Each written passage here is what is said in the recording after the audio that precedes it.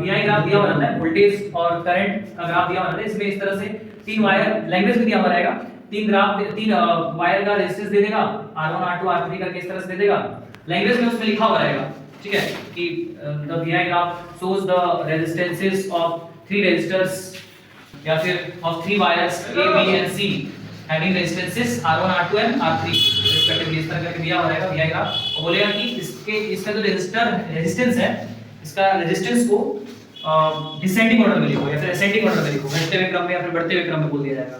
तो सबसे पहले हम लोग को इसमें कुछ बातें समझना है। क्या समझना है कि जो ओम्स लॉ हम लोग पढ़े थे तो उसमें हम लोग VI ग्राफ पढ़े थे, तो हम लोग जानते हैं कि VI ग्राफ में जो VI ग्राफ होता है, उस VI ग्राफ में उसका जो स्लोप होता है, VI ग्राफ का स्लोप, क्या हम लोग स्लोप किसको बोलते हैं, ये बताइए क्या है, स्लोप। तो स्लोप का वैल्यू क्या देता है, रेजिस्टेंस देता है, ठीक है।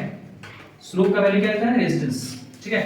तो VI ग्राफ में स्लोप यदि ज्यादा होगा, स्लोप क्या होगा, ज्यादा होगा, तो रेजिस्टेंस भी क्या होगा, ज्यादा होगा, क्योंकि VI ग्राफ का स्लोप ही रेजिस्टेंस देता है। तो स्लोप ज्यादा तो रेजिस्टेंस ज्यादा।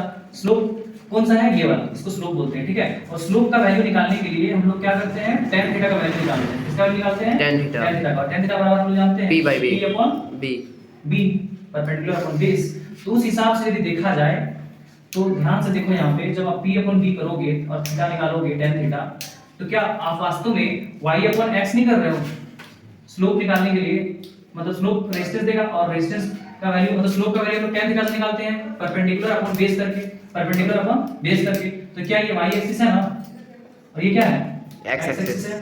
तो बेसिकली हम लोग क्या कर रहे हैं, स्लोप का वैल्यू मतलब रेजिस्टेंस का वैल्यू निकालने के लिए क्या कर रहे हैं, y/x कर रहे हैं, y axis upon x axis, मतलब y/x, यही तो कर रहे हैं हम लोग ना। तो ये चीज समझना है कि स्लोप का वैल्यू रेजिस्टेंस देता है, स्लोप ज्यादा तो रेजिस्टेंस भी ज्यादा, और स्लोप का वैल्यू कैसे निकालते हैं, मतलब रेजिस्टेंस का वैल्यू y/x करके, ऐसे तो निकालते हैं हम लोग ना। अरे tan theta sin theta cos theta क्या है, किसी भी राइट एंगल ट्रायंगल के साइड का रेशियो ही तो है, उसी को नाम दे दिया गया है बस, ठीक है। तो tan थीटा नाम दिया गया है परपेंडिकुलर अपॉन बेस का रेशियो होता है उसको। तो यहां पे देखो सबसे ज्यादा स्लोप किसका है, R1, ये R1 का सबसे ज्यादा स्लोप है, फिर उसके बाद R2 R3, फिर इसका, तो चूंकि स्लोप सबसे ज्यादा किसका है, इसका R1 का, R1 वाले वायर का, R1 वाले कंडक्टर का, ठीक है। और उसके बाद इसका स्लोप ज्यादा है, उसके बाद इसका सबसे ज्यादा किसका है, इसका R1, रेजिस्टेंस ऑफ वायर जो 1 है उसका रेजिस्टेंस ज्यादा होगा, सबसे ज्यादा होगा, ठीक है। तो इस तरह से हम लोग लिखेंगे, ठीक है। रेजिस्टेंस ऑफ वायर 1 जो है R1 सबसे ज्यादा है, R3 ज्यादा है, और R3 किससे ज्यादा है, R2 से। इस तरह से हम लोग इसको क्या किस तरह से लिखेंगे, डिसेंडिंग ऑर्डर में लिखेंगे, घटते हुए क्रम में। समझ आ रहा है क्या?